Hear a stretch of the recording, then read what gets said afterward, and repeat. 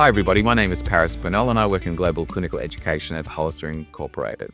Today I am joined with Kim Smitka from Global Clinical Education as well from Hollister, and Greg Sapluski, who's the Senior Lead Engineer and New Product Development at Hollister Incorporated. Recently they co-authored an article around convexity that's published in the WCET journal in 2024, all around convexity and evidence generation.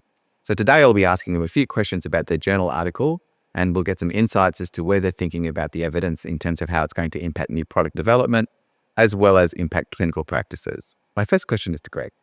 Now, Greg, this article in 2024 builds on another article that was previously done in 2021, titled The Characteristics of Convex Skin Barriers and Clinical Application, which generated a lot of thought-provoking discussions with clinicians.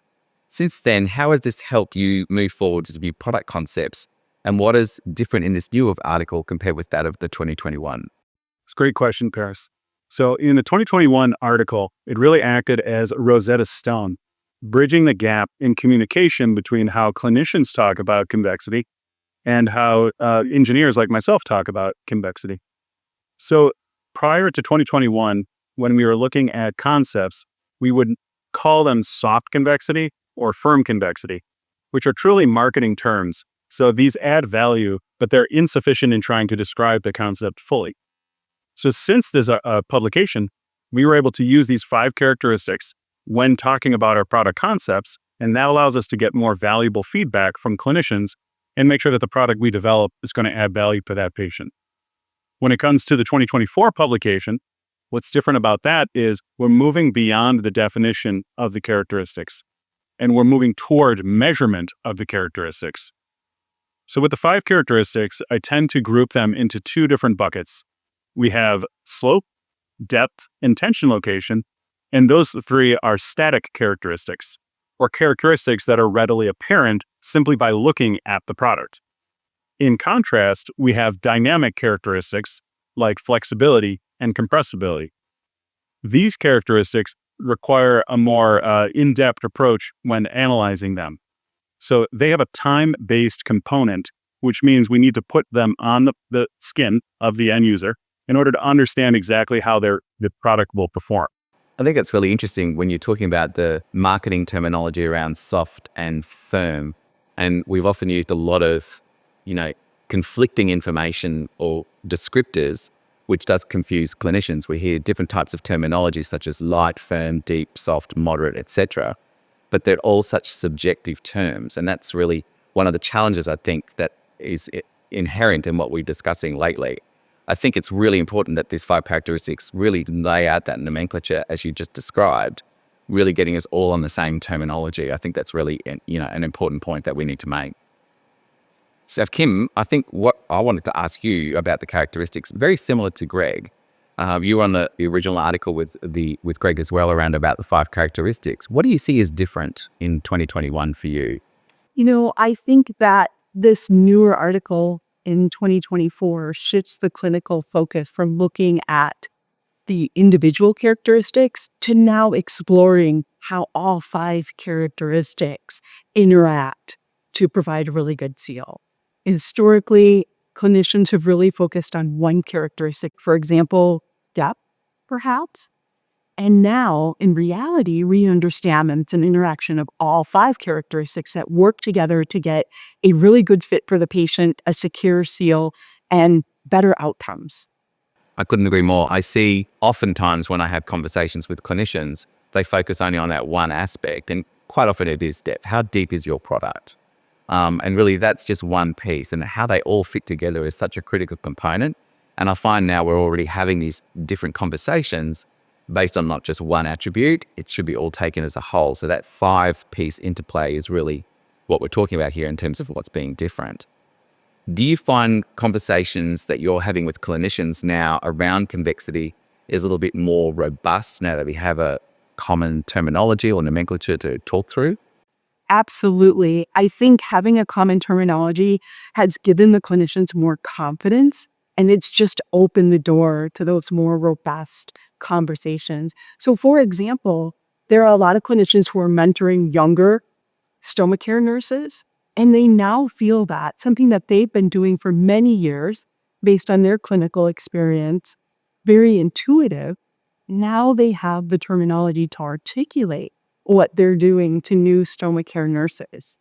And in addition to that, it's really exciting to go to conferences now because, as you mentioned, the conversation has changed. And when people get up and present a case study or maybe a very challenging patient, they're using the 5 characteristics to really explain why they chose that convex product. I needed a more flexible barrier to really conform to the abdominal contours, or I needed something that was easily compressible because the abdominal tone was so firm. So these are great conversations that we're having, and it really does stem from having a common terminology. I love what you're saying there. It's really putting that art into science. We've often talked about how do we get what's in a clinician's mind because they've got such great experience. They can evaluate a patient quickly and then select a product for that. But how do they transfer that knowledge to the next generation of stoma care nurses? And so having this common terminology, you're able to have those great conversations. But it really is a great educational opportunity, I think, as well, to take to our clinicians who are coming up through the ranks so that you're all saying the same things and it means the same thing as well. We're getting rid of that subjectivity. I think that's fantastic. Greg, back to you. You mentioned in your article, human-centered design. I'm just wondering a little bit more about that because I found that a really fascinating topic. How does that influence new product development and how does that help with future research as well?